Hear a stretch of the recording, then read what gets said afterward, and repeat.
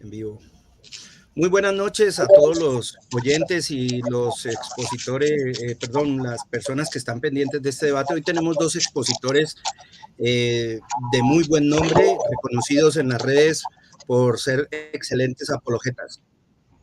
Tenemos a Henry James de la ciudad de Bucaramanga, colombiano, de la iglesia El Camino, Cristo el Camino, creo que es, ¿no? Iglesia de Dios el Camino.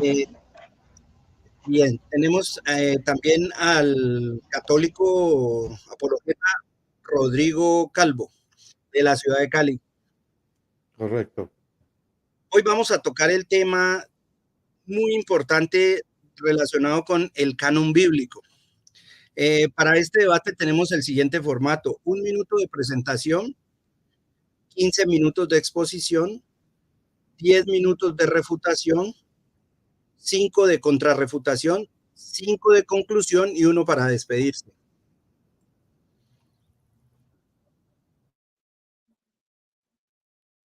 Okay.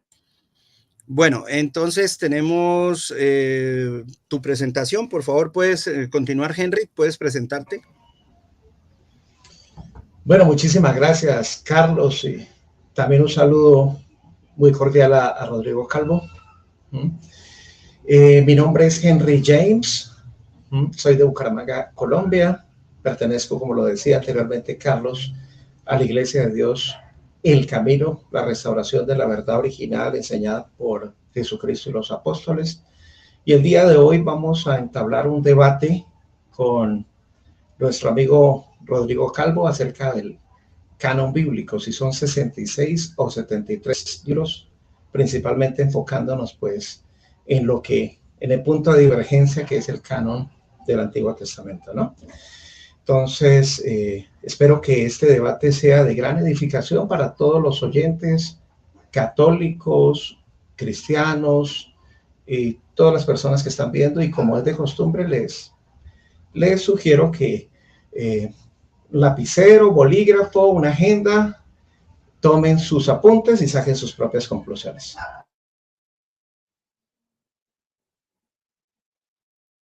Ok, muy bien. Tienes 1 minuto, por favor, Rodrigo, preséntate. Bueno, bendiciones en Cristo Jesús y en Santa María Siempre Virgen. Les habla Rodrigo Andrés Calvo, politólogo, biblista y apologeta, miembro del movimiento Juan 23. Y bueno, agradezco la invitación para debatir este tema tan interesante que es el canon bíblico. Bueno, muchas gracias y cedo el turno. Muy bien. Puedes iniciar tú con tus primeros 15 minutos de exposición, Henry. Cuando inicies, comienzo tu tiempo. Sí, espérame un momentico, por favor.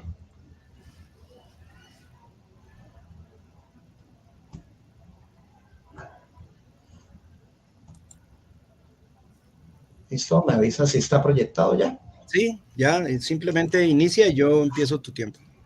Entonces, listo, espérame, tengo cuadro aquí mi tiempo también.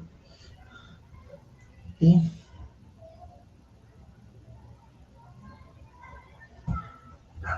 bueno, muy bien. Como decía anteriormente, aquí estamos reunidos para discutir sobre un tema que es muy polémico, la Biblia y su canon, ¿no? ¿Sí? Primero que todo, como el objetivo, pues, de los debates que establezco es edificar también a las personas, ¿sí? Pues vamos a, primero que todo, a saber cuál es el concepto, la definición del canon bíblico. Y también vamos a ver cómo se formó la Biblia, ¿no? ¿Qué significa la palabra canon?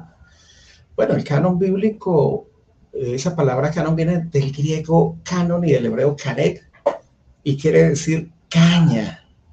¿Ah? Entonces, pues debido al uso de la caña como vara de medir, la palabra canon vino a significar una regla o referencia estándar. En este caso, pues para saber cuáles son los libros que pertenecen pues al canon sagrado, ¿no? ¿Ah? Y saber cuál es exactamente la lista o índice de libros los cuales se reciben como las Sagradas Escrituras, ¿no? Bueno, ya todos sabemos que la Biblia es una biblioteca de libros, ¿no? Y pues vamos a centrarnos pues en el canon, ¿sí? Que es el punto de quiebre entre los católicos y pues nosotros los cristianos, ¿no? Eso que son los libros del Antiguo Testamento. Bueno, muy bien. Primero que todo, antes de hablar, de entrar en materia, la misma Biblia define su canonicidad, ¿ah? A través de varios criterios de inclusión escritural. El primer criterio es el criterio de autoridad. Segunda de Pedro 1, 20 al 21, que dice que la Biblia no es de interpretación privada. Pues los hombres escribieron siendo inspirados por el Espíritu de Dios, ¿no? El segundo criterio es el criterio de confirmación. Ahí tenemos Hebreos 2, capítulo 3 y el verso 4. Y también tenemos el criterio de coherencia en Salmo 119, 160, donde dice, la suma de tu palabra es verdad. Y el mismo Jesucristo, Juan 17, 17, dice, santifícalos en tu palabra es la verdad. También tenemos el criterio de coordinación en Gálatas capítulo 1, el verso 8, donde dice que si alguno de vosotros o un ángel del cielo les anunciare un evangelio diferente al que les hemos anunciado, sea anatema o maldito. Y también tenemos el criterio de impacto en Hebreos 4:12, donde dice que toda escritura es inspirada por Dios y útil para redarguir, enseñar, corregir. ¿Ya? Bueno, muy bien. Y que toda escritura es inspirada por Dios, ¿no? Bueno, listo, muy bien. Jesús, lo primero que debemos preguntarnos es si Jesús adoptaba el orden estructural del canon del Antiguo Testamento. Hay dos textos que son muy significativos. Mateo 23:35 y en Lucas 11:51, que dice lo siguiente: para que venga sobre vosotros toda la sangre justa que se ha derramado sobre la tierra, desde la sangre de Abel el justo hasta la sangre de Zacarías, hijo de Berequías, a quien matasteis entre el templo y el altar. Entonces, fíjense que son palabras expresadas por nuestro Señor Jesucristo. Sabemos que el primer mártir fue Abel. Y de acuerdo a nuestro Señor Jesucristo, ese último mártir sería Zacarías. Es decir, esto aquí podemos encontrar como una especie de eufemismo, ¿no?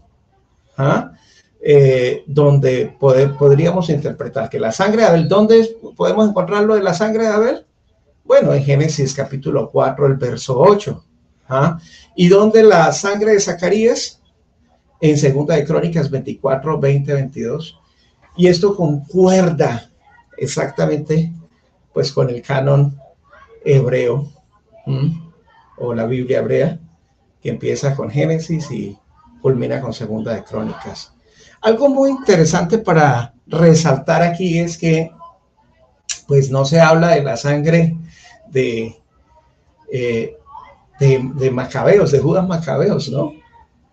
Que según los deuterocanónicos después el último mártir, sino que se habla de la sangre de Zacarías. Bueno, muy bien. ¿Será que podríamos hablar de un canon en construcción? Porque eso es lo que dicen muchos teólogos, apologistas, no solamente católicos, sino también calvinistas reformados y otras denominaciones más que aceptan el canon de 73 libros, ¿no?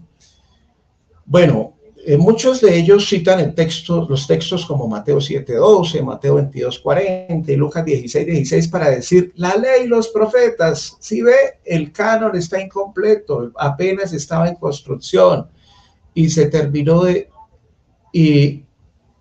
se terminó de construir. ¿Me están escuchando? ¿Sí? Bueno, listo. Muy bien. Se oye perfecto. Sí, gracias, gracias. Y Hechos, en Hechos 13:15 y Romanos 3:21, también se dice la ley y los profetas. Entonces, lo que dicen los apologistas católicos es que, no, mire, sí, ahí se habla de ley y profetas, ahí no se nombran los escritos, entonces el canon apenas está en construcción y no se ha terminado, se terminó de construir algunos siglos después. Pues les digo que, pues en ese aspecto están muy equivocados. ¿Por qué? Bueno, porque Lucas 24:44 dice, y les dijo, Jesucristo mismo dijo, después de haber sido resucitado, estas son las palabras que os hablé estando aún con vosotros, que era necesario que se cumpliese todo lo que está escrito de mí. En la ley de Moisés, 1, en los profetas, 2, y en los salmos. Entonces Jesucristo aquí está apelando a un canon que ya estaba cerrado. ¿Ves? Algunos citan pues estos textos para decir, no, el canon está incompleto. Pero lo que no entienden, no entienden es lo siguiente. Bueno, la Tanaj, sabemos que la Tanaj está dividida en Torá, que es la ley, los Nevi'im, los profetas, y los Ketuvim, los escritos, ¿sí? Pero los Ketuvim están subdivididos en libros sapienciales, donde el Salmos ocupa pues el primer lugar, en históricos y proféticos, ¿sí? Entonces, siguiendo pues ese orden de ideas, podemos darnos cuenta que cuando Mateo 7:12 habla la ley y los profetas, está aplicando pues una fórmula bimodal, que no excluye a los escritos. ¿Cómo lo sabemos? Bueno, pues cuando leemos Romanos capítulo 3, el verso 10 al 19. Romanos 3, 10 al 19 dice lo siguiente, ¿no? Como está escrito, no hay justo ni aun uno, no hay quien entienda, no hay quien busque a Dios, todos se desviaron. Bueno, ahí sigue. Y después, pero el verso 19, pero sabemos que todo lo que la ley dice, lo dice a los que están bajo la ley. ¿Sí? Fíjense muy bien que aquí podemos darnos cuenta que en su boca está llena de maldición y de amargura, nos dice el verso 14, ¿cierto? Pero esa es una cita del Salmos 10:7, ¿cierto?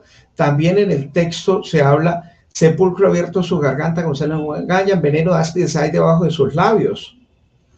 Y eso está citado del Salmo 143, ¿sí? Es decir, cuando nos detenemos a leer versículo por versículo desde Romanos 3, del 10 al 19, nos podamos dar cuenta de que cada uno de esos versículos está citando de salmos, de los salmos.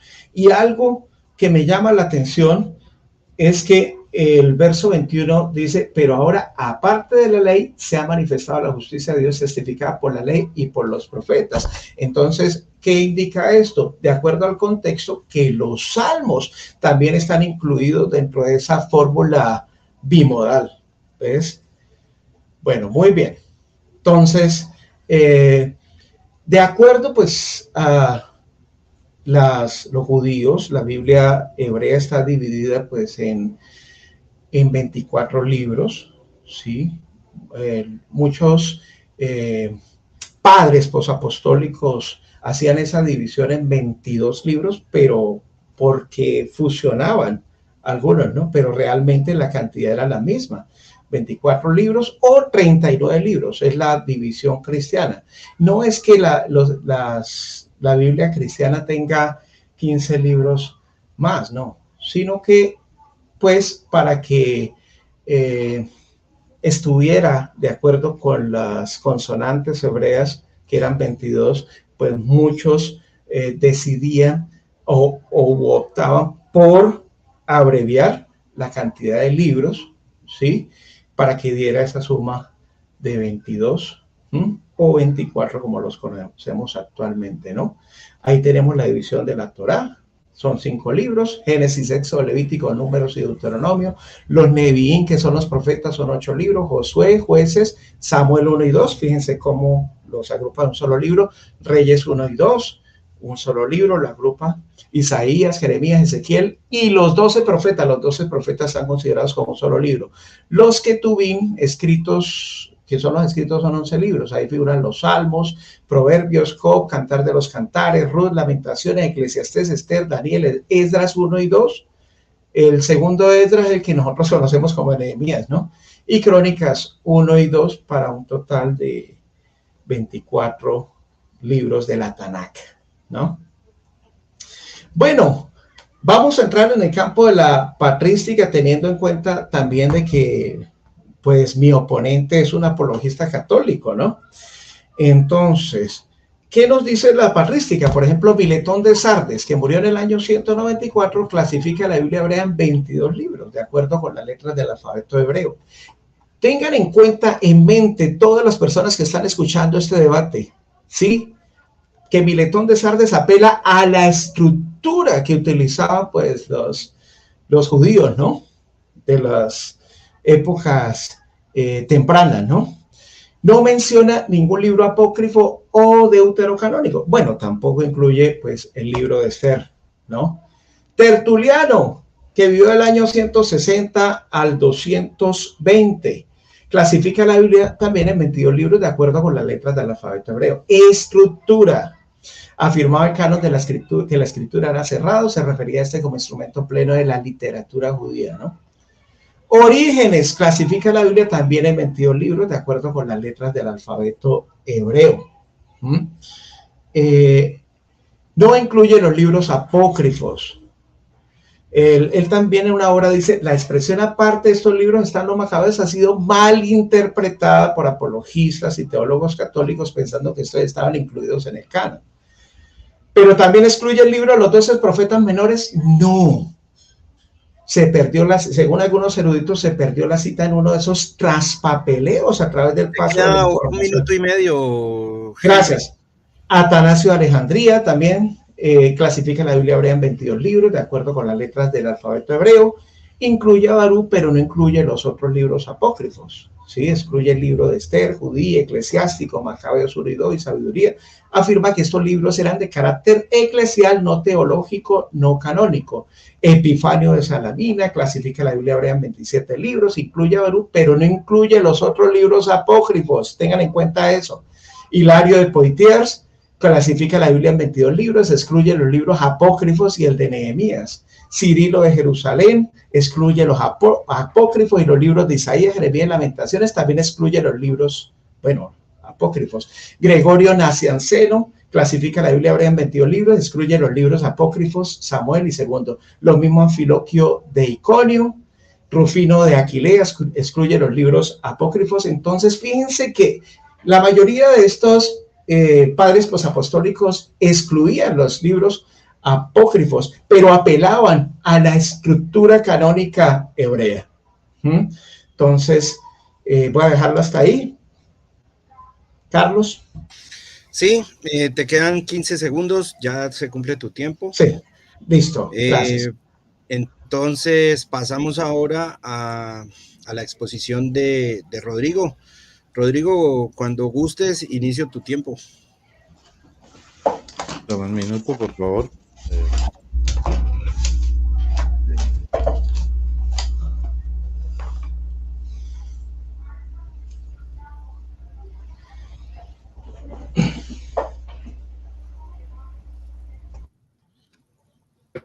Podemos empezar. Ok. Buenas noches para todos. Entonces, hoy vengo a hablarles, primero que todo, del canon bíblico. Nosotros tenemos que ser conscientes de que la Biblia más antigua que tiene la cristiandad se llama Vulgata Latina. Y es una Biblia que tiene 73 libros desde el comienzo. Antes existían otros tipos de cánones, unos precánones, si es que se puede llamar así, pero ninguno era oficial. simplemente eran cánones personales que muchos padres de la iglesia adoptaban según la preferencia de uno u otros libros de la Biblia. Ahora, hablando claramente a nivel de historia, podemos decir lo siguiente. Lo primero es que sobre el canon judío griego, llamado Septuaginta, es el canon más antiguo que existe, del tercer siglo hasta el segundo, más o menos, antes de Cristo. Desde ahí datan sus documentos.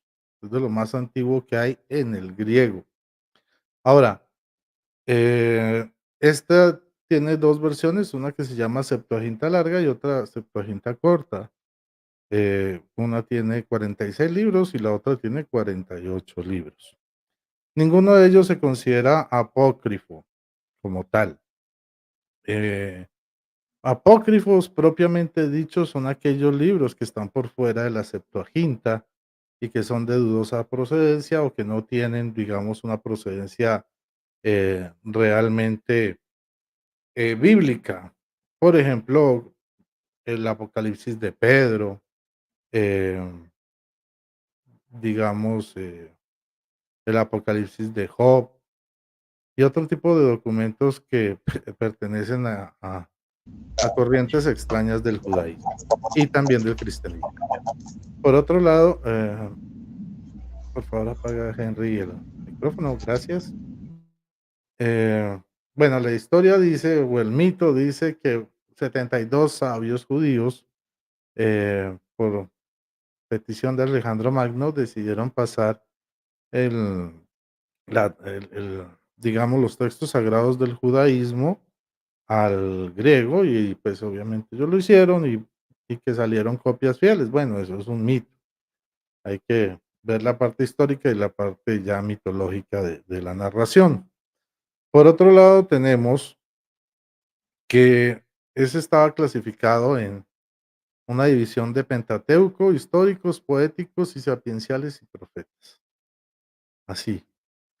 Ahora, el canon judío palestinense que vemos actualmente es un canon que se formó por etapas desde el año 95 después de Cristo. O sea, Cristo no alcanzó a conocer este canon que están defendiendo aquí, bueno, mi oponente. Comenzó a construirse en la escuela de Yamnia del año 95 y terminaron de establecerlo por allá hasta el año 167 después de Cristo. O sea que ni siquiera Juan, el apóstol Juan, alcanzó o avaló este supuesto canon judío palestinense, que pertenecía esencialmente a una de las pocas ramas, casi que la única rama del judaísmo que sobrevivió, que eran los fariseos. Este canon o esta versión del Antiguo Testamento, hay que aclarar, no es propia de todos los judíos, es solamente una rama de llamados judíos fariseos, ¿ok? Ahora, ellos sobrevivieron porque, pues, con la destrucción del templo, los saduceos, que eran sus oponentes, desaparecieron, ¿sí? Se tuvieron que unir a los fariseos y los fariseos fueron los que predominaron.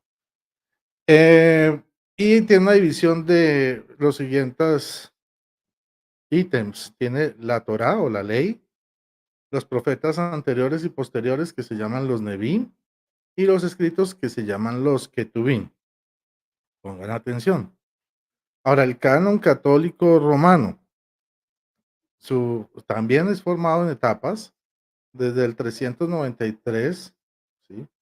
Donde ya se establece el canon hasta el 1546, donde se tiene que dogmatizar, ¿sí? Decir que aquí ya no se puede absolutamente hacer ningún cambio. Se hizo por las amenazas de Lutero de cambiar, pues él quería quitar 14 libros de la Biblia, los llamaba libros de paja. No solo quería quitar 7 del Antiguo Testamento, sino 7 del Nuevo Testamento.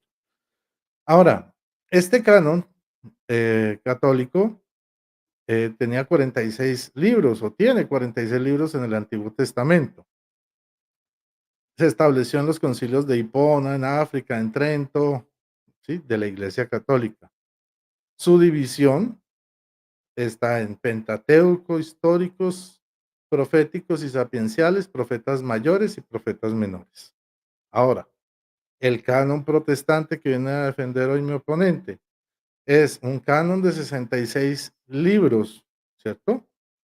Tiene 39 libros, pero ¿por qué no tiene 46 o 48 o 22 como tienen los cánones judíos, sino 39? ¿Quieren adivinar por qué? Porque ellos siguen la misma división católica del Antiguo Testamento. Quiere decir que en la época de la Reforma simplemente decidieron recortar algunos libros de la Biblia, ya precisamente porque inicialmente tiraba por tierra varias olas de la Reforma protestante, por eso eran rechazados y en realidad este canon nace con fecha exacta el 3 de mayo de 1826 en Inglaterra. Es un canon de 66 libros con un canon del Antiguo Testamento de 39 libros. Entonces, como vemos, esta división no pertenece ni al judaísmo, ¿sí? Clásico que ellos reclaman tener, y tampoco pues pertenece realmente a la Iglesia Católica porque no tiene el número de libros, pero guarda la división del Antiguo Testamento católico, que tener presente, ¿no? Porque, pues primero, ya sabemos, la primera Biblia cristiana que existe es la Vulgata Latina, no la Reina Valera, y es del año 300, mm, a ver, 393, 383. Ahora, la primera Biblia protestante de 66 libros, si ustedes van a cualquier parte de la historia, cualquier momento de la historia, es 1826, 3 de mayo. Antes de eso no existían Biblias de 66 libros. Ahora, nos hablan de padres de la iglesia y bueno, eso ya lo trataré en mi refutación, entonces lo voy a pasar por acá. Por otro lado, entonces, como les digo, ¿por qué nosotros tenemos el Antiguo Testamento griego de la Septuaginta y no la Tanaj hebrea? Primera razón, porque se terminó en el 195 ese canon y ni Jesús ni los apóstoles lo conocieron. Primera razón. Segunda razón, si bien un fragmento de Mateo reconoce la división inicial que se estaba esbozando en esa época de hablar de los salmos, de la ley, de los profetas, ok, pues en realidad la división actual es ley, profetas y escritos. Habría una variación, pero en general sería lo mismo. Ahora, ¿cuál es el problema? Que si bien nos da cuenta de la división, no nos dice cuál es el contenido de esa división. Eso es problemático, porque si dijera, no, es que contiene estos libros, pues entenderíamos, pero no lo dice. Ahora, por otro lado, nosotros podemos decir que otra razón para utilizar el Antiguo Testamento griego fue porque fue el que utilizó Pablo, fue el que utilizó Jesucristo mismo y fue el que utilizaron el resto de los apóstoles. ¿Cómo sabemos eso? Muy fácil, porque el Nuevo Testamento está escrito en griego. Griego. Las cartas de Pedro, los textos antiguos, más antiguos que hay, disponibles en griego. De Apocalipsis, de Juan, cartas de Juan y Evangelio de Juan, en griego, ¿cierto? Por otro lado, las cartas de Pablo, todas en griego. Los evangelios, en griego. Se sospecha que hubo una versión anterior de Mateo en arameo, pero el escrito no se ha encontrado. Todo el Nuevo Testamento es en griego. Primero, ¿por qué? Si se supone que Jesús hablaba hebreo. Pues primero que todo, Israel ha sido una tierra llena de invasores. Pasaron por un tiempo por el dominio griego y a finales del siglo II antes de Cristo, el Imperio Romano comenzó a tomar el control sobre Israel, pero el mundo antiguo estaba culturizado con el griego como el idioma internacional. Además, hay que sumar que en el primer siglo ya nadie hablaba hebreo, se hablaba era, lo que se llama el arameo, que es una combinación de caldeo con hebreo, ¿okey? Entonces, medio se preservaba el hebreo, era en las sinagogas cuando se leían los textos, pero en el uso diario no se utilizaba. Como Jesús mandó a los discípulos a predicar a todas las naciones, pues no iban a ir con hebreo, que solo entienden los hebreos, tenían que ir con el griego, que era el que entendía absolutamente todo el mundo. Y con ese griego evangelizaron en Tesalónica, en Roma, en Éfeso, en Corinto, ¿ya? Entonces, por eso sabemos que los apóstoles utilizaron este Antiguo Testamento, conocido como la Septuaginta. ¿Cómo también lo podemos probar? Pues hay muchísimas formas. Un ejemplo, el concepto o la doctrina sobre la limosna. Resulta que si ustedes abren una Reina Valera y ustedes buscan la palabra limosna, los invito a que hagan el ejercicio, van a encontrar que aparece por primera vez en Mateo 6, o sea, en el Nuevo Testamento, no en el Antiguo Testamento. Sin embargo, Jesús dice unas cosas muy importantes sobre la limosna, unas doctrinas que incluso van en contra de la reforma, ¿no? Porque dice que demos limosna y tendremos un tesoro inagotable en los cielos donde no llega la polilla ni el ladrón corroe. Y eso es escandaloso para un protestante porque dice que está hablando de las obras y que el cielo y la salvación. Vamos a entrar en ese tema.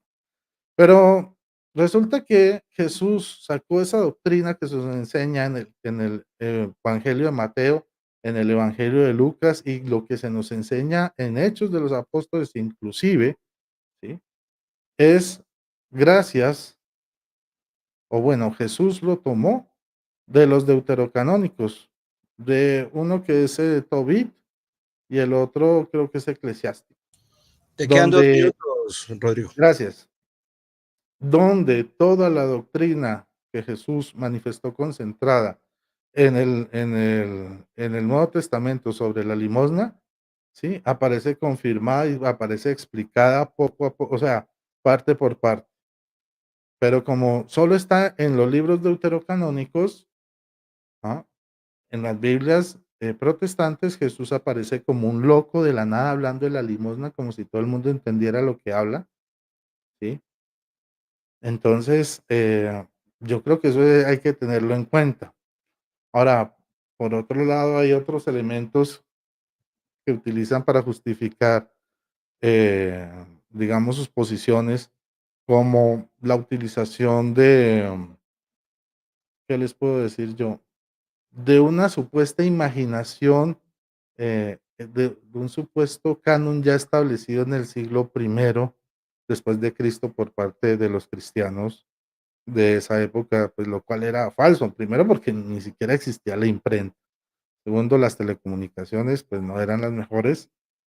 Y, pues, poner toda la iglesia de acuerdo para decir qué libros eran inspirados y cuáles no, pues, no fue una tarea de un solo siglo, sino de varios siglos. Igual que fue una tarea para el judaísmo, actual, que hoy conocemos, fue una tarea que duró 2 siglos, para establecer cuál era su canon. Muchas gracias, y entonces dejo hasta ahí mi exposición. Muy bien, ya tenemos culminado entonces las dos intervenciones como exposición. Ahora pasamos a la refutación. Tienes 10 minutos, Henry, para refutar el argumento. Recuerda que debemos ir en la refutación, no podemos exponer más. Ahora vamos es por la refutación de lo que dijo nuestro ponente. Tienes 10 minutos exactamente, Henry. Cuando quieras empiezo. Espérame tantico, por favor.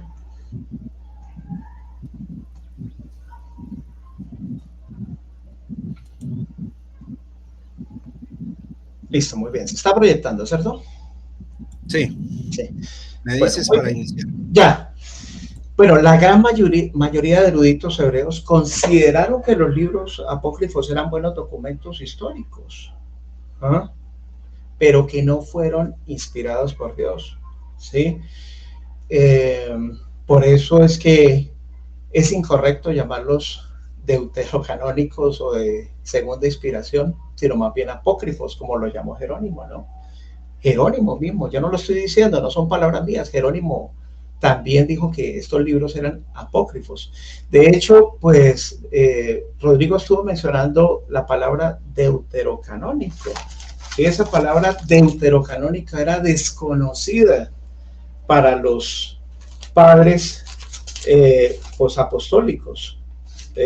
¿Sí? Esa palabra se introdujo fue en el Concilio de Trento. Como voy a explicar más adelante. Bueno, es muy importante, Rodrigo, tener en cuenta lo que nos enseña Proverbios 35 al 6. Toda palabra de Dios es limpia. Él es escudo a los que leen espera. No añadas a sus palabras para que no te reprenda y seas hallado mentiroso. Lo dice la santa palabra de Dios. Estos libros, Primera, Segunda Macabeos, Eclesiásticos, Sabiduría, Baruch, Judith, Tobías, no aparecían en el canon judío, ¿sí? Esos libros son posteriores, ¿sí? Después, como sabemos, se tradujo Rodrigo estuvo hablando también de la Septuaginta, ¿sí? De 72 sabios que tradujeron, creo que fue el rey Ptolomeo que mandó a traducir la Biblia pues a griego, ¿sí? Pero según San Agustín, había un canon corto y un canon largo, ¿sí? Entonces, ¿por qué San Agustín hablaba de un canon corto? Si solamente, supuestamente, la Iglesia Católica conocía era el canon de largo de 46 libros, ¿cierto? Bueno, porque él ya sabía que pues, como lo voy a demostrar más adelante también, que en la Septuaginta se introdujeron 7 libros posteriormente, pues a la época de la inspiración divina. Historia de los libros apócrifos. Es muy importante saber cómo surgieron, ¿no? La nación de Israel trató estos libros con respeto, pero nunca los aceptó como libros verdaderos de la Biblia hebrea. La iglesia cristiana primitiva debatió la situación de estos libros. Pocos cristianos creyeron que ellos pertenecieran al canon de la escritura. Por ejemplo, los rabinos de Yamnia, de las escuelas de Yamnia, ellos no aceptaron estos libros como inspirados. El Nuevo Testamento cita el Antiguo Testamento cientos de veces, pero en ninguna parte cita o aluda a cualquiera de los libros apócrifos o deuterocanónicos. Todas las citas, supuestas citas, son remiendos que tratan de construir los teólogos y apologistas católicos para decir, mire, como Jesucristo habló de la limosna y aquí en este deuterocanónico entonces habla de la limosna, entonces Jesucristo citó de los libros deuterocanónicos, ¿no? ¿Ves? Pero simplemente no según lo que yo diga, muchos eruditos han llegado a esa conclusión. En cambio, cuando Jesucristo citaba y no solamente Jesucristo, sino los apóstoles citaban del Antiguo Testamento, de la Biblia hebrea, la cita era tan clara, tan nítida, tan textual, que no se prestaba a ninguna confusión. Bueno, muy bien. Aquí nos está hablando también Rodrigo del año 1827, que es que en el año 1827 se eliminaron los libros apócrifos, ¿sí? Bueno, Casiodoro de Reina los incluyó en la Biblia del Oso, pero Cipriano de Valera en la Biblia del Cántaro, él aunque los incluyó, los agrupó al final del Antiguo Testamento para apartarlos del resto de los libros canónicos. Y Valera en su revisión dedica un apartado para explicar qué son los libros apócrifos, ¿sí? Mire, entonces aquí, mire, fíjate lo que dice. Hemos aprobado bastantemente cuántos y cuáles sean los libros canónicos del Antiguo Testamento, a saber 22. Es decir, de acuerdo a la estructura, ¿no? Grábense esa palabra, estructura, de donde se sigue manifiestamente que todos cuantos libros se añadirán a estos 22 no son canónicos, no son Sagrada Escritura. Nuestros adversarios admiten los mismos 22 libros que hemos nombrado por canónicos, pero no contestándose con estos 22 admiten, no haciendo caso de lo que los antiguos hebreos, griegos y latinos, ni de lo que muchos modernos latinos determinan. Otros libros por canónicos a los cuales dan la misma autoridad y crédito que a los otros que verdaderamente son canónicos, ¿ves? Entonces, fíjense muy bien, esto lo dice Cipriano de Valera. Entonces, para que lo tengamos en cuenta, ¿no? Es verdad que los apócrifos fueron retirados de la Biblia en 1827, como dice aquí nuestro amigo Rodrigo Calvo, ¿sí? Otros teólogos y apologistas dicen, ay, por presiones de grupos adinerados que amenazaron a las sociedades bíblicas unidas con no seguir financiando, si los quitaban. Bueno, el canon cerrado apela a la estructura, amigo Rodrigo Calvo. Los padres apostólicos la tenían muy clara. El canon 60 del Sínodo de la Odisea. Ahí cita los libros, corresponde leer los siguientes libros del Antiguo Testamento. Bueno, no los voy a leer, pero aquí están para los que quieran investigar. La Baraita citada en Barabatra, 14b y 15a en el segundo siglo, afirma que los judíos tenían un canon estructurado en 3 renglones. La Torá, los Neviín y los Ketubín. Esa estructura no la inventó esa Baraita, sino que recicló la tradición posterior al año 70 de las escuelas de Yania. No hubo un concilio de Yania, pero sí hubo varias escuelas rabínicas que no discutieron sobre la estructura canónica, sino acerca de cuáles libros, la estructura ya la tenían bien clara, sino de cuáles libros tenían derecho de permanecer en dicha estructura. Ellos no crearon un canon, sino que lo reconocieron. Decidieron qué libros manchaban las manos, como lo dice el erudito e historiador F.F. Bruce, ¿no? Que es un tecnicismo rabínico para referirse a su canonicidad.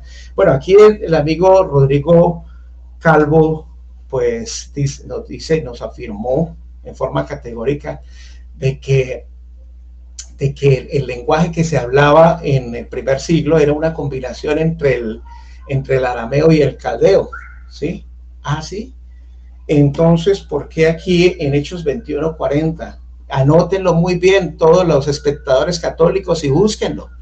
Hechos 21:40, a ver si Rodrigo está diciendo la verdad. Dice, y cuando él se lo permitió, Pablo, estando en pie en las gradas, hizo señal con la mano al pueblo y hecho gran silencio, habló en lengua hebrea. ¿Habló en lengua qué?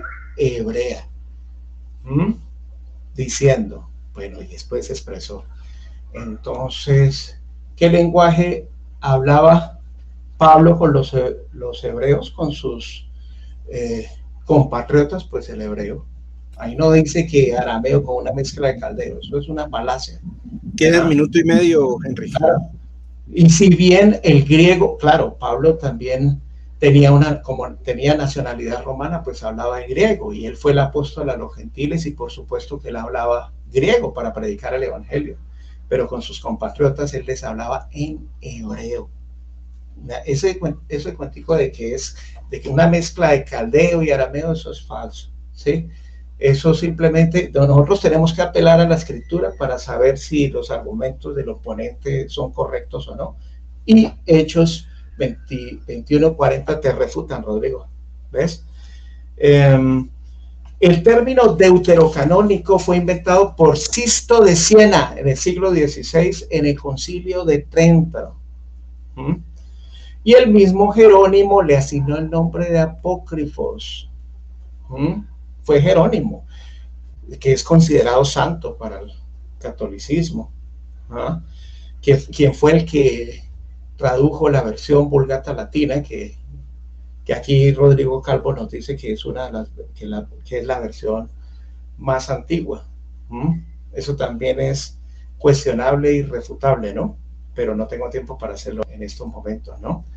Entonces, el término apócrifo fue utilizado por Jerónimo para referirse a los libros que no eran considerados canónicos. Cristo no consideraba esos libros como inspirados. Lucas 24:44. La ley, los profetas y los salmos. Tiempo. Muy bien, ya tenemos los 10 minutos de refutación de Henry. Por favor, apaga el micrófono, Henry. Sí. Ahora pasamos a los 10 minutos de refutación de Rodrigo hacia tu primera exposición. ¿Listo? La contrarrefutación viene luego, que son otros 5 minutos. Ahorita vamos por la refutación del primer argumento. ¿Listo? Tienes 10 minutos cuando gustes, Rodrigo. Un momento, por favor. Un momento.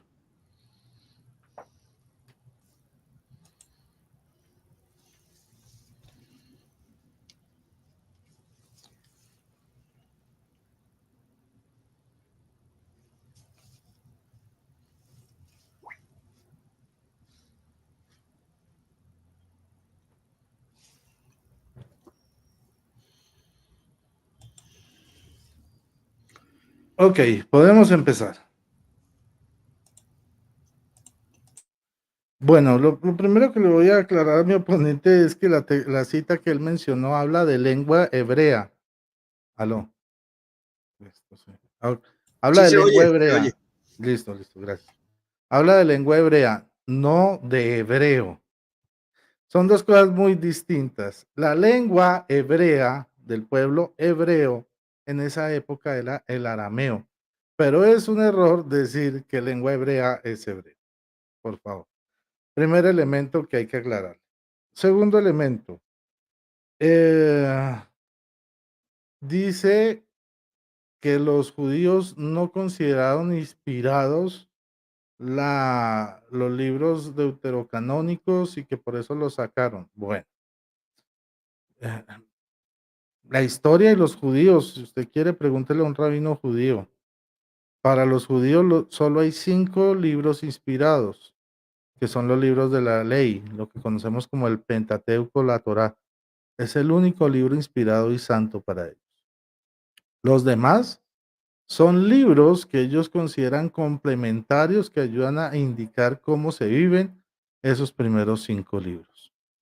Entonces, ese argumento que es que ellos decían que es que porque no lo consideraban inspirado y los demás sí, es un argumento falso, porque para el judío solo hay 5 libros inspirados.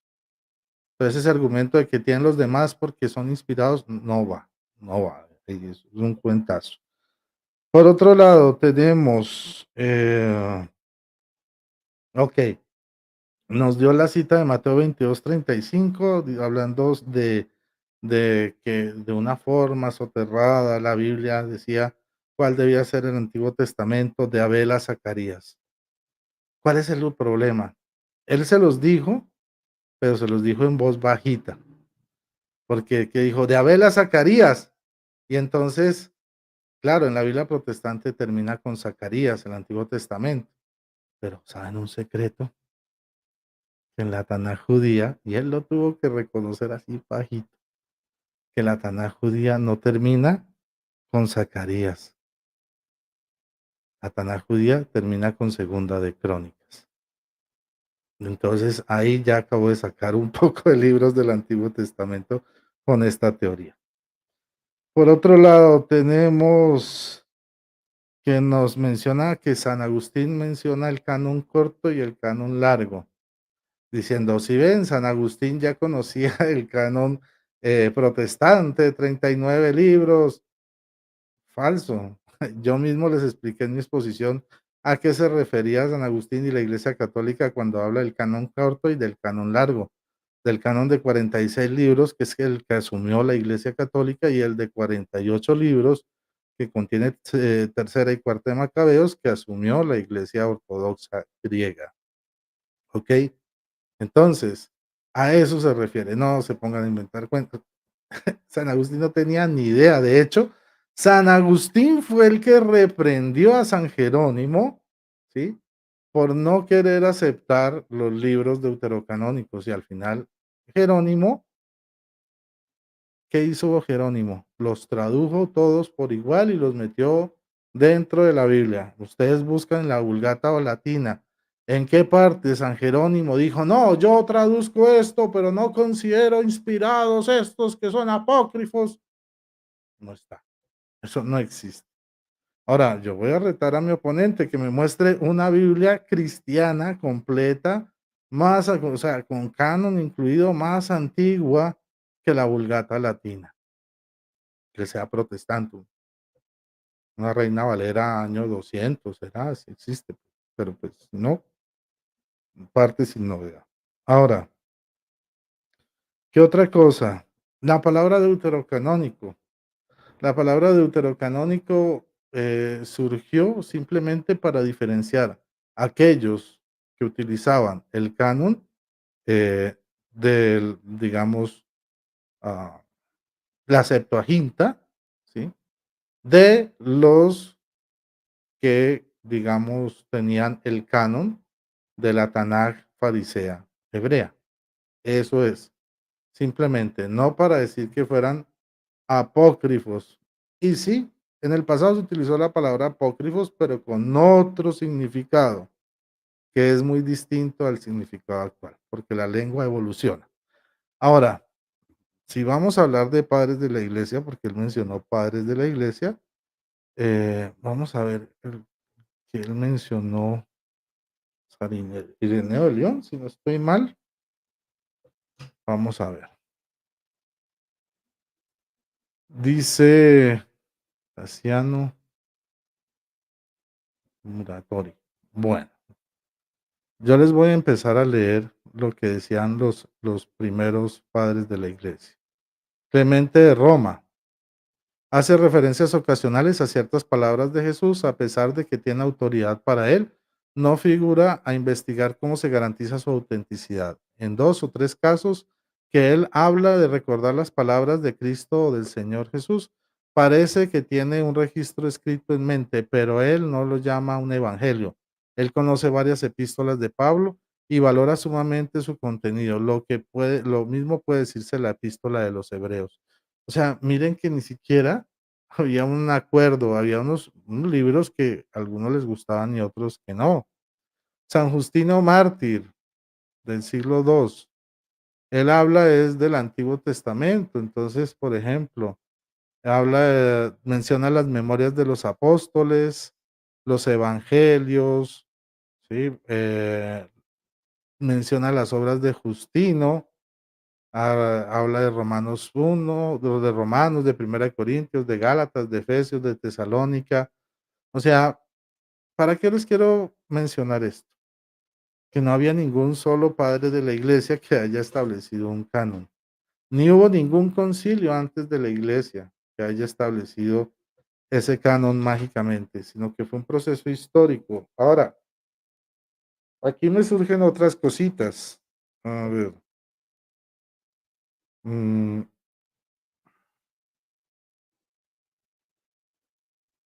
ok, ya vimos lo de San Agustín. El hecho es que no puede mostrarme mi oponente un canon de 66 libros anterior de 1827. No puede mostrarme una Biblia protestante más antigua que la Vulgata Latina católica.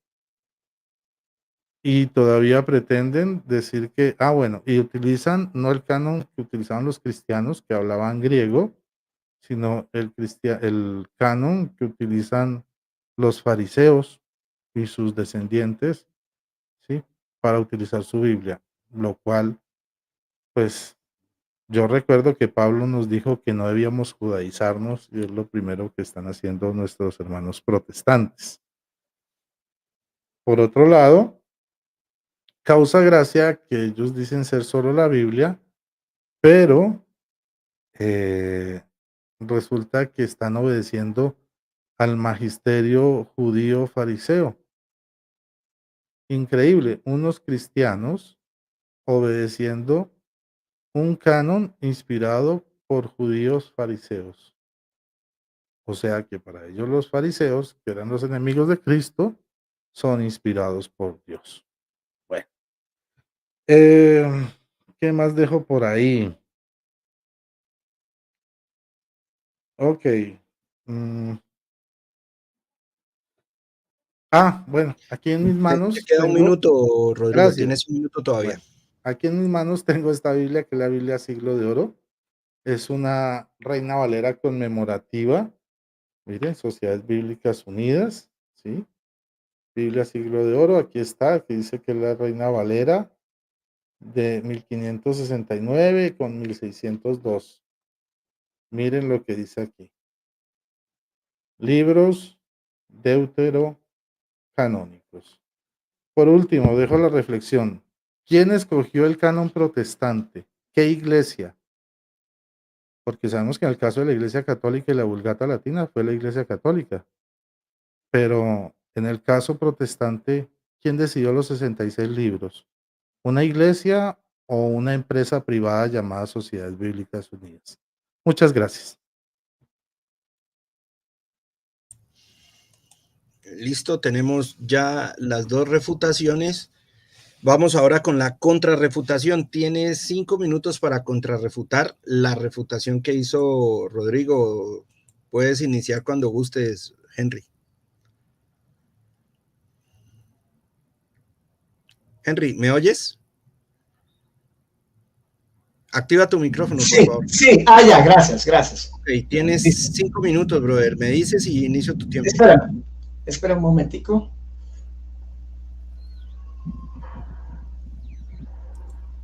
Bueno, vamos a contrarrefutar todos los argumentos y las falacias también utilizadas por mi contrincante. Me dices y comenzamos con tu tiempo, por favor. Por favor, espéreme tantico, aquí cuadro mi tiempo también. Listo. Primera falacia. Él dice que este texto que yo le mostré en Hechos 21:40 no se refiere a la lengua hebrea, pero es que si ahí mismo lo dice. Y hecho gran silencio, Pablo habló en lengua hebrea, en el idioma hebreo, nada de caldeo, una mezcla de caldeo arameo, ¿sí? Claro, yo no estoy negando que el arameo hubiese sido un dialecto y que Jesucristo lo hubiese podido hablar, como también podía haber hablado griego, ¿no? Pero lo que sí estoy negando es que lo que dice Rodrigo, que el hebreo ya no se hablaba en la época de Jesucristo, eso es falso. Ahora, segunda refutación, dice que para los judíos solamente hay 5 libros inspirados, ¿sí? Y que los otros son libros complementarios. Eso es una falacia también. ¿Por qué? Porque los judíos mismos dividen su Biblia hebrea en Torá, los Nevi'im, la Torá, que es la ley, los Nevi'im, los profetas y los Ketuvim, que son los escritos de algo que ya hablamos anteriormente, ahí queda refutado, ¿sí? Después utiliza Rodrigo una falacia de hombre de paja donde dice algo que yo no dije. Él dice, como por el hecho de yo haber citado Mateo 22:35, entonces él dice que, no, que Abel, Génesis, hasta Zacarías. No, señor Rodrigo, yo no estaba hablando del libro de Zacarías. Ahí dice de la sangre de Abel, que está en el libro de Génesis, y la sangre de Zacarías, que se encuentra de Segunda de Crónicas. Invito a todos los católicos que están escuchando este debate que devuelvan el video, ¿sí? Y ojalá que cuando Rodrigo lo retransmita, que no le vaya a cortar esa partecita, porque ahí lo dije claramente, hasta Segunda de Crónicas. En eso, esa es el compendio de la Biblia hebrea. Dice que San Agustín no tenía clara la idea de un canon, de canon largo y canon corto, que esos son inventos míos, ¿sí? Bueno, entonces en el tratado de Civitate Dei, la ciudad de Dios, 18, capítulo 44, mira lo que dice Agustín de Hipona, y lo va a leer textualmente, lo que está subrayado. Bien pudieran los 70 en su versión, se refiere a la Septuaginta, muy posterior, decir otra cosa, dice muy posterior, ¿no? Que sin embargo viniera el caso de concordase con el mismo sentido, aunque bajo distinta manera de significarlo, lo cual sería un aviso para el lector a fin de que sin desdeñar ninguna de las dos autoridades, la autoridad del canon largo y el canon corto, se le base de la narración de la historia a la búsqueda de la realidad pretendida al escribir la historia. Ahora en la parte final, juzgué conveniente usar de una y otra autoridad, ya que ambas son una misma, y divina. Para San Agustín, tanto el canon corto como el canon largo eran autoridad divina, ¿sí? ¿Ves? Pero algo para resaltar es que San Agustín ya tenía conciencia de un canon corto. Y fíjate lo que dice aquí, dice que la versión de los 70 fue posterior, es decir, que él da a entender ahí de que había un canon, que es el canon de la Septuaginta, pues no es el más antiguo, es el canon griego, ¿sí? Bueno, muy bien. Entonces, algo para tener en cuenta, claro, él como, pues, en su condición de católico, pues tenía que favorecer a el canon largo también, ¿no? También aquí mi oponente me reta a que le muestre versiones antes de la Reina Valera, donde pues se excluyeran pues se excluyeran los apócrifos. Bueno, aquí tenemos la Biblia de Tyndale, 1526, ¿sí? Aunque se incluyen los apócrifos se agrupan en el prólogo, ¿sí me entiendes? Entonces, ellos ya tenían conciencia de que esos libros no eran inspirados. La Biblia de Zurich en 1531, ¿sí? De hecho, algo para rescatar de la Biblia de Tyndale es que William Tyndale fue asesinado por el catolicismo por traducir la Biblia al inglés. Bueno, no viene al caso, pero quería hacer esa acotación. La Biblia de Lutero, 1534, ¿ah? También excluye los apócrifos. La Biblia de Coverdale en 1535, ¿sí? Todas estas Biblias, aunque agrupan los libros y los incluyen, hacen como esa salvedad de que son libros apócrifos y que no son de inspiración divina, es decir, que no son protocanónicos. Creo que se me acabó el tiempo. Sí, ya 5 minutos, exacto. Vamos entonces con los 5 minutos de Rodrigo. Rodrigo, cuando gustes, iniciamos tu tiempo.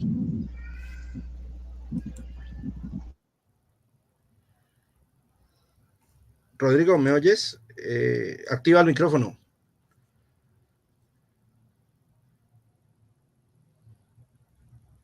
Ya, un momento. Ok.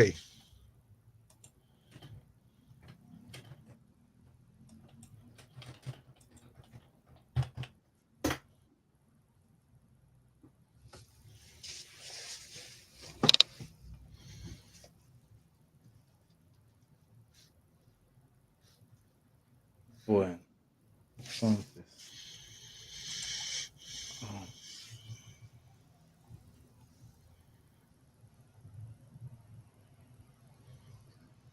Bueno, entonces vamos a comenzar con lo último que dijo nuestro compañero. Bueno, digamos que lo primero que hay que decir es que nos habló de unas Biblias, la, la que Tyndale de 1526, la de Zurich de 1531, la Biblia de Tomber, no sé qué rayos, de 1535, pero el reto fue muy claro. Una Biblia más antigua que la Vulgata Latina del 382. De 382 a 1530 y pucho, creo que hay una pequeñísima diferencia de 2000 años, de 1200 años de antigüedad, más o menos. Ahora, por otro lado, tenemos que si de Biblias vamos a hablar, la Biblia, porque es que dijeron que mataron a Tyndale, la Iglesia de Cristo mató a Tyndale, que porque quiso traducir la Biblia al inglés en 1500 y pico.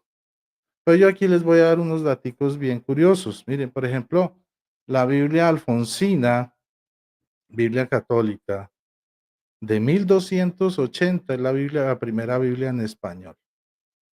1280, 300 años más vieja que cualquier Biblia protestante. Y ni hablar de las Biblias protestantes empezando por la de Gutenberg, que era una Biblia católica. Cuando Gutenberg murió, apenas Lutero estaba naciendo. Entonces, si vamos a hablar de antigüedad de Biblias por donde sea, para las Biblias más antiguas de la historia es del cristianismo histórico, que es el católico. Lo otro pues nace después, y bueno, pues ahí tiene su desarrollo.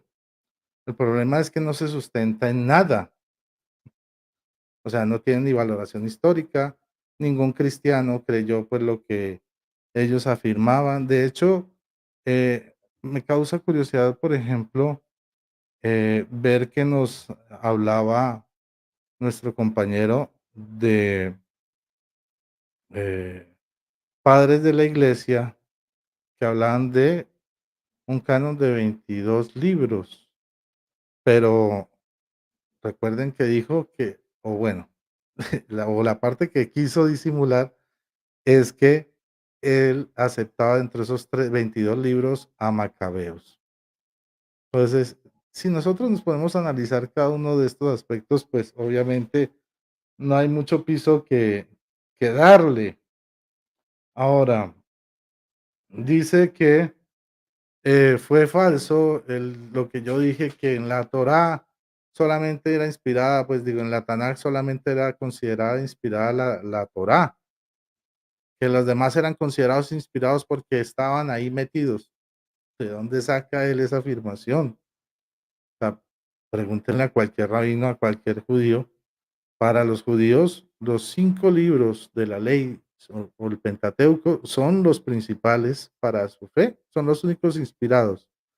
Y los otros, por eso comienza con la Torá, con la ley. De hecho, la Tanaj es un acrónimo de la Torá, de los Ketuvim y los de los Nevim. Entonces, en orden de importancia, primero está la Torá, la ley. Después, ahí vienen los Nevim, que son los escritos, y los Ketuvim, que son los profetas. Pero ellos consideran que los Nevim y los Ketuvim giran ese entorno a la Torá. Bueno, ¿qué otra cosa me podría decir así como interesante? Había hablado también de un... Bueno, no. ¿Qué otra cosa? Bueno, también habló de que el ejemplo de la limosna no era determinante, pero resulta que él no puede mostrar de dónde sale la doctrina de la limosna en su Biblia, ¿ya? Por otro lado, resulta que él dice que hay muchas referencias del Antiguo Testamento en el Nuevo Testamento. Lo reto aquí, delante de todos ustedes, a que me muestre una sola cita en el Nuevo Testamento que sea tomada de Cantar de Cantares. Tiempo. Bueno, hemos concluido los 5 minutos de contrarrefutación. Ahora tenemos ya como último 5 minutos para hacer una conclusión, es decir, un resumen de lo que expusieron y de lo que se refutaron. Tienen 5 minutos, puedes comenzar. Una pregunta. Dime, los 15 eran de exposición, sí. Y después 10 de 10. refutación. Luego 5 de contrarrefutación. 5 de contrarrefutación. Ahora vamos por 5 de Sinteleia, conclusión. Ya hicimos las 3, ¿no, Rodrigo? Sí, brother. Exposición, refutación y contrarrefutación. Listo, muy bien. Vamos por la Sinteleia, la conclusión. La Sinteleia, bueno, listo. Entonces, espera un momentito. Bueno, muy bien. Espérenme un ratito, aquí voy a... Listo, no voy a proyectar porque entonces no me alcanza el tiempo. Dale. No me alcanza el tiempo, más bien voy a mis 5 minutos. Sí, pero se me ha extraño que apenas llevamos 1 hora y pico y sí. Ya vamos a terminar. Listo. No hemos perdido tiempo para nada, hemos estado... Bueno, muy bien. Muy bien. Entonces, vamos a empezar con mis 5 minutos de conclusión. Bueno, el problema deuterocanónico, ¿canon griego o canon palestino? Es el mismo canon, Rodrigo, pero traducido al griego. F.F. Bruce afirma que no hay evidencia histórica que uno haya sido, ¿ves? Más corto. Primero, hay ausencia de mención de los deuterocanónicos en Filón de Alejandría, Rodrigo. El autor más importante de la diáspora alejandrina, los dueños de la Septuaginta, imagínese usted, nunca hace una cita de ellos en sus escritos. Causa sospecha, Rodrigo, su silencio, a menos que en la época de Jesús no hubiese existido un canon ampliado, ¿no? Eso sugiere que el canon de la Septuaginta era más corto, después se alargó, ¿sí? Segundo, hay ausencia de mención de estos libros en el Nuevo Testamento. Algunos intentan relacionarlos como Rodrigo con la cuestión de las limonas, pero es un esfuerzo inútil. Tercero, el canon griego y el palestino tenían la misma cantidad de libros, aunque en un tiempo posterior aumentaría en la segunda mitad del siglo I. Muchos eruditos concuerdan con esto. Antes de esa fecha predominó un canon corto en ambos compendios. Cuarto, Eclesiástico y Segunda Macabeos reconocen haber sido escritos después de completarse la Septuaginta. Quinto, los cristianos no solamente disponían del canon griego corto, sino que también citaban del palestino, de los targúmenes y del texto samaritano. Séptimo, los apócrifos habían sido excluidos del canon mucho antes de Yamnia, y la razón es que todos se habían producido en la época del silencio divino. Y eso no lo digo yo, eso lo indica Josefo Contrapión, pero también la tradición rabínica. Octavo, las listas mencionadas por los padres posapostólicos tampoco coinciden con el canon católico, ¿sí? Todos estos padres posapostólicos apelaban a la estructura del canon de la Biblia hebrea, pero, por ejemplo, Rodrigo cuestiona la Biblia, nuestra Biblia cristiana, pero él no cuestiona que tampoco los padres posapostólicos se ponían de acuerdo en qué libros eran, ¿sí? Y no concordaban tampoco con la lista católica actual, ¿sí? Primera de Macabeos 4:46, y en el prólogo de Eclesiástico se presupone que Dios ya no hablaba cuando esos escritos fueron revelados. Dos comentaristas católicos, anoten, ¿sí? Espectadores católicos, dos comentaristas católicos llamados Robert y Foillet aseveran que los deuterocanónicos se escribieron cuando ya había pasado la era de la espontaneidad, es decir, la era de la inspiración divina. Por lo tanto, no son de naturaleza inspirada, sino reflexiva. Por eso no son mencionados por Filón, ni por los autores del Nuevo Testamento, ni por el historiador judío Flavio Josefo. Décimo, los fragmentos de Qumran tampoco pues dicen mucho, ¿no? Ya que los esenios llegaron a condenar los deuterocanónicos en la obra sadoquita. 11. Los padres posapostólicos entendían que los textos debían considerarse a la luz de la herencia recibida judaica. 12. El término deuterocanónico era desconocido para los padres posapostólicos. Esto conlleva la existencia de un segundo canon, algo que está en contra de la estructura de 22 o 24 libros pregonada por ellos mismos, ¿no? 13. Las pruebas arqueológicas dan más validación a los textos canónicos que a los deuterocanónicos. De hecho, algunos eruditos del mismo catolicismo suelen afirmar de que algunos de esos libros son fantasiosos, ¿no? 14. Las Biblias reformadas del siglo XVI incluían los deuterocanónicos como apéndice de la misma manera como lo hizo Jerónimo en su Vulgata Latina, si no lean el Prologus Galeatus. Esto implicaba que no los consideraban, que no los consideraban como inspiración divina. El autor católico Ray George, el canon del Antiguo Testamento, dice que la Septuaginta original tenía un canon corto con la misma cantidad de libros del canon palestino. El canon largo se introdujo después. Y último, la Biblia no cayó del cielo, no. Hubo un proceso de compilación del Antiguo Testamento, pero se completó en la época de Esdras. Salmo 119, 160. La suma de tu palabra es verdad. Tiempo. Muchas gracias, Henry, por tu conclusión. Vamos por ahora a la conclusión de Rodrigo. Rodrigo, puedes iniciar cuando gustes. Bueno, ya podemos empezar. Primero que todo, pues se ha probado que independientemente de lo que sea, nosotros somos cristianos y mantenemos la tradición griega. Y esa tradición griega tiene un canon corto, no tuvo un canon corto, tiene un canon corto que es de 46 libros y un canon corto largo de 48 libros. Aquí mi oponente ha intentado convencerlos de que cuando se habla del canon corto se refiere a 39 libros, lo cual es totalmente falso. Si San Agustín hablaba de canon largo y de canon corto, estaba hablando precisamente de el canon de 46 y el canon de 48. No existió semejante disparate del canon de 39. Eso apenas nace en 1826.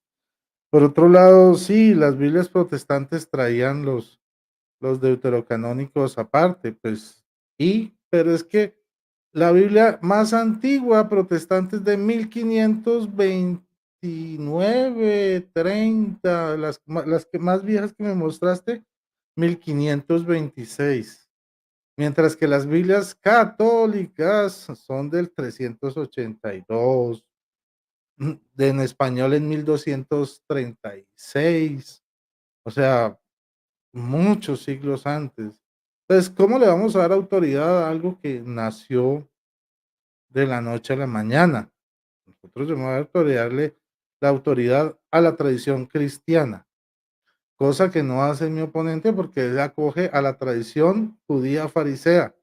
Recuerden que incluso los libros de Qumran, los hallazgos de Qumran, él dice que rechazaban los deuterocanónicos. No sé cómo es que dice eso, si se encontraron vasijas por montones de libros deuterocanónicos y también apócrifos, de los dos.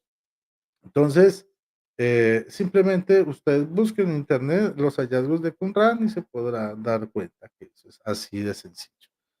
Por otro lado, nos habló del silencio de Dios. Esa es una doctrina que los que dicen creer solo en la Biblia no pueden sostener en la Biblia. Usted pregúntele a un solo escritura, ¿dónde dice en la Biblia que Dios haría silencio por 400 años a Israel hasta que llegara la llegada del Mesías? Eso lo dice en Primera de San Pepito 40:72, porque en la Biblia no lo dice. Eso es un invento, una doctrina de hombres que ellos inventaron precisamente para poder justificar el vacío que tienen y su diferencia con el canon cristiano. Otra cosa, que aquí nos parece chistoso, que los sola escritura, ¿m? Dicen que son sola escritura, pero acogen el canon del Antiguo Testamento de los rabinos fariseos. Entonces ustedes entenderán lo complicado y lo gracioso que se escucha, que los que creen solo en la sola escritura están siguiendo la palabra inspirada y autoritativa de unos rabinos fariseos, que eran los enemigos de Jesús. Ahora, todo esto, ¿para qué? Para una simple razón. ¿Por qué en el siglo I, comienzos del 2, los judíos quitan estos 7 libros de su Tanaj? Porque estos libros anunciaban, como en Sabiduría capítulo 2, la muerte de Jesús por nosotros de mano de los judíos fariseos. Ahí está, ustedes lean Sabiduría capítulo 2, verso 10 en adelante, y se van a dar cuenta cómo se narra que esta gente, estos fariseos, eran los vividores de la fe, querían hacerle trampa a Jesús, querían humillarlo, una muerte afrentosa. eh, Todo está completamente narrado ahí, paso por paso. Y para un judío aceptar ese tipo de cosas y decir que ellos fueron los que mataron a Jesús, pues era muy complicado. Por eso quitaron los libros que consideran deuterocanónicos, pero haciendo la salvedad, ¿no? que los otros, los Nevi'im, o sea, los escritos de los profetas, no son inspirados, son complementarios a los únicos 5 inspirados para los judíos. Muchísimas gracias. Muy amable. Bueno, muchas gracias a los dos por su tiempo. Quiero agradecerles la educación que mostraron, la forma como manejaron el debate y quisiera un minuto para despedirse. Ya vamos en la parte final. Tienes un minuto, Henry. Puedes iniciar con tu despedida. Bueno, primero que todo, expresar un sentimiento de gratitud, Carlos, por el tiempo que dedicaste a moderar este debate. De verdad, lo valoramos muchísimo. Y también a mi oponente, Rodrigo Calvo, por demostrar respeto, cultura, buena educación en el debate. Así es que se hace un debate, ¿no?, para edificar y no donde corren insultos ni nada de eso. Entonces, me pareció muy bueno y ojalá que esta no sea ni la única ni la última vez que debatamos. Y bueno, listo. Muchísimas gracias, Rodrigo. Ha sido un placer haber debatido con altura como dos caballeros con usted. Muy bien, tienes un minuto, Rodrigo. Bueno, muchas gracias a Henry por su invitación, a Carlos Patiño por su moderación, a todo el público que estuvo viendo el debate en mi canal y el que está viéndolo actualmente, pues en el canal de ellos. Muchas gracias por su atención, pues valoren cada uno de los argumentos aquí expuestos, hagan sus investigaciones y saquen sus conclusiones. Muchísimas gracias y que el Señor les bendiga. Muy bien, ya hemos concluido. Quiero agradecerle a las personas que están en línea, tanto del canal de Rodrigo como las personas que están en línea acá en el canal Apologética de tu Fe. Saludar a los que están en el chat y invitarlos para una nueva oportunidad y agradecerles a todos. Tengan muy buenas noches. Hasta luego. Hasta luego.